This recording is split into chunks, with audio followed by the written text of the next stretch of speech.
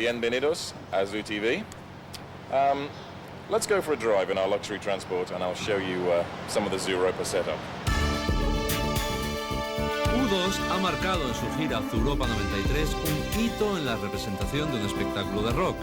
Este reportaje recorre uno a uno todos los rincones de Zoo TV y desvela el modo en que se ha organizado la puesta en escena de su complejo y sofisticado entramado. El gran musical estuvo con el grupo desde el comienzo de su gira europea en Rotterdam, siguió su paso por España el pasado mes de mayo y retransmitió vía satélite desde Sydney a finales de noviembre el concierto con el que el grupo cerró su gira Zoomerang 93. La estética agresiva, el ruido organizado y el tratamiento de vídeo han sido las claves de un espectáculo elaborado íntegramente con el lenguaje de la televisión.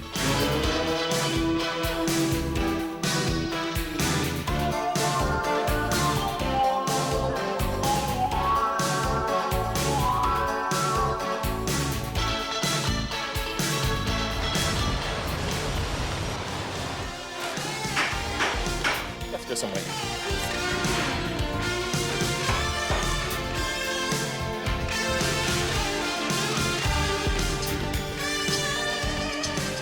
We need about a day and a half to set up.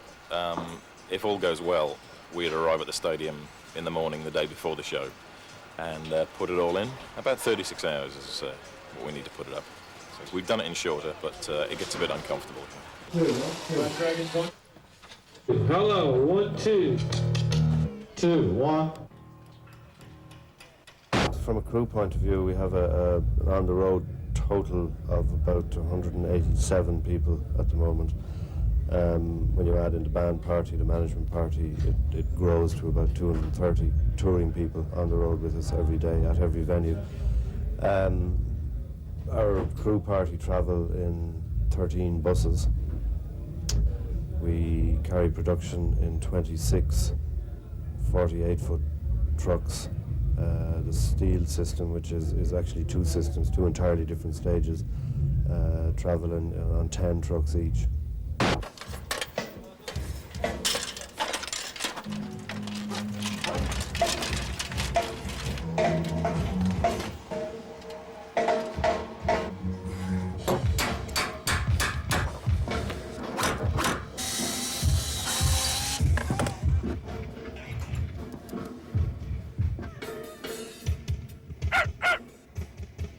The new video screens we have taken the most time.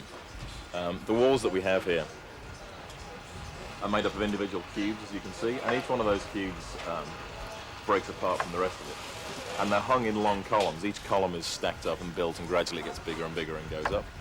And then they come together and make the one big screen. But because they're new to us, they've taken the most time this time round. And plus they're very heavy, so that screen weighs 12 tons. So.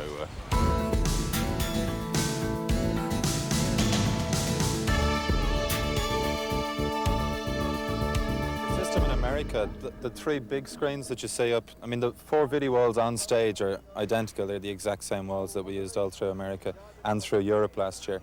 The big screens had to change. In America, they were soft screens. It was a back projection system.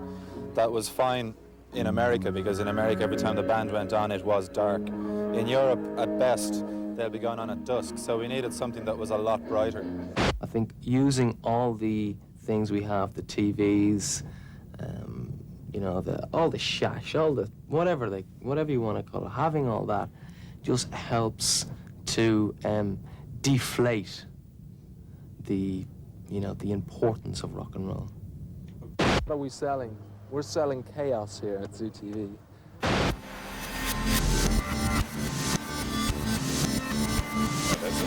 We started 2 years ago with an idea, with a concept for a show which would be quite different from the way that other rock shows have been.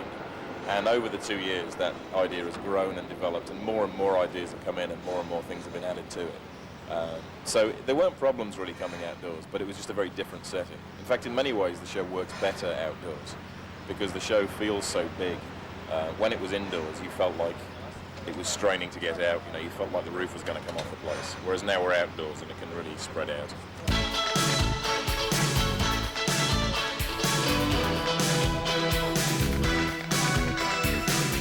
U2 presentó en España en abril de 1991 los conciertos para espacios interiores de Zoo TV. El grupo llevó a San Sebastián y a Barcelona un deslumbrante espectáculo basado en la fuerza visual de los monitores. 12 coches Trabant, originales de la antigua República Democrática Alemana, completaron un espectáculo inédito en su género.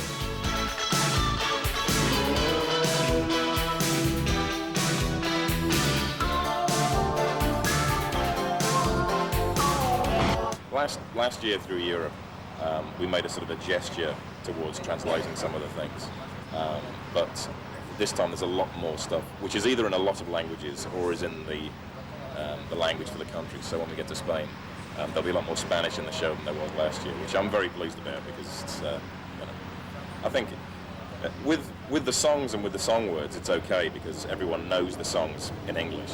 But I think when you come to a foreign country, just to give them a show in English is kind of a bit rude, really. So we've tried anyway. There's no rule of thumb to say this image works and that image doesn't work. If we think it'll work, we'll try it, and if it doesn't work, we'll throw it out just as quickly. In many ways, having the election in America last year was perfect for us. And as you say, there's basically one language. So we felt coming over here would be difficult. But the thing is, Europe's such an interesting place at the moment because at the same time as it unifying, it's also disintegrating. And there's so many cultures and there's so many languages and so many things to draw on. It's actually been far more interesting. I think this show is a far more interesting show than the American show. Let's go and have a look at one of the trapeze, shall we?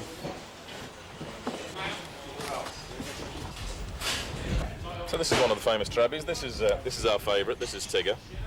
As you can see, this is a nice fur-covered number. Here it is in the luxury interior. We have various lights and strobes in there. You may want to. There we go. So we've taken out the engine and all the seats, and it drives probably about as well as it did before we took them out. We left the steering wheel in, and of course when they're parked, it's always important to put the handbrake on. No, we're down to 4 now actually. We're down to 4, but they're still with us. They're still a gesture. The Trabi was kind of last year's thing, but we've kept a few on for old time's sake because most of Europe didn't get to see them. Cuando Zooropa llegó a los grandes estadios, los coches perdieron parte de su anterior protagonismo.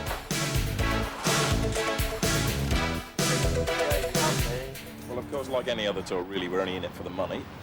But being Zoo TV, we have our own money here. This is what we get paid in. This is the Zoo EQ. There we go, and there's our picture of our president on the back here.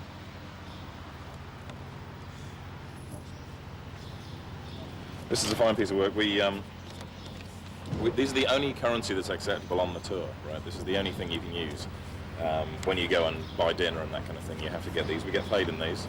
And we find it works simpler, really, you know, because there's so many different currencies in Europe. That was kind of inconvenient, so we just printed our own, and it's fine.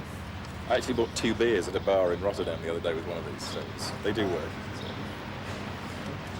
So. Okay.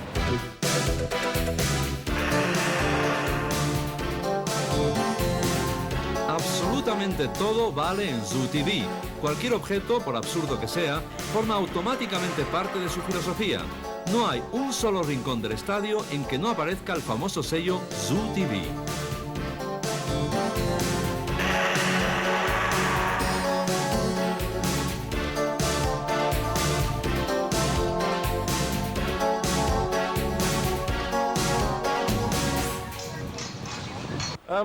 Yeah, well, we like them. This belongs to the Fly. The Fly is a fairly formidable character, and this is his mic stand, and we don't mess with his mic stand. Okay, so I think we should move on.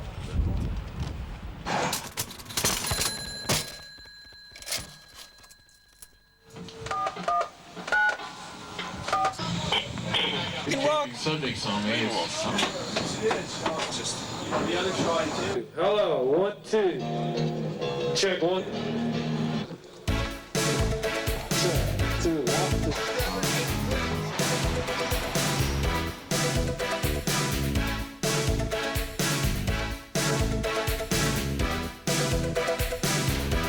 Una de las formas más curiosas que tiene el público de interactuar con el grupo es a través del videoconcesionario. Todo el que entra en la cabina es grabado por una cámara de vídeo. Las imágenes más divertidas son luego emitidas por las pantallas gigantes. Okay.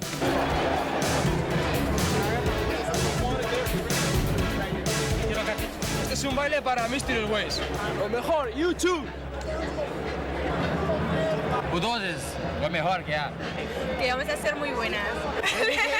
No, una tontería. No he dicho nada. I mean, there's no way to run a Gallup poll as people leave the stadium to say what do you think worked and what do you think didn't work. I mean, you get that feeling yourself from what you see and the way it interacts with the band. And that's the most important thing all the way through anyway. Whatever else this is, it's like another instrument. It's a backdrop to a rock band. La gran diferencia de Zooropa respecto de otros conciertos de rock de estas dimensiones es la espontaneidad. La interacción entre los propios miembros de U2, el público y las pantallas gigantes es tal que cada concierto del grupo se convierte en una experiencia única e irrepetible.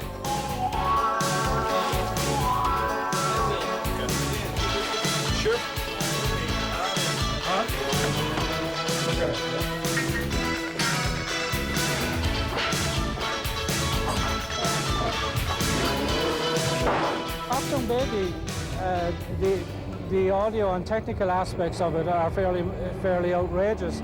To take it on board and to bring it into this context, we have the best part of the studio on the road with us because of the amount of treatments and different effects and the ways that we did things in the studio.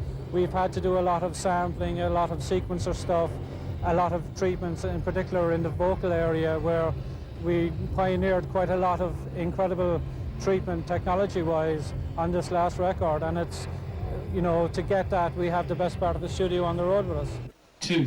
Gracias al sistema PS, los técnicos han conseguido solucionar el retardo de la señal. De esta forma, el sonido puede ser escuchado perfectamente desde el fondo del estadio. Now we're going to head down into the most exciting part of the whole show, which is Underworld. This is where it all goes on. This is where all the guts of the system is. We're going to meet a very interesting person called Des, who looks after all of the sequences and all of the computers down here. And here's some interesting sounds, so let's go.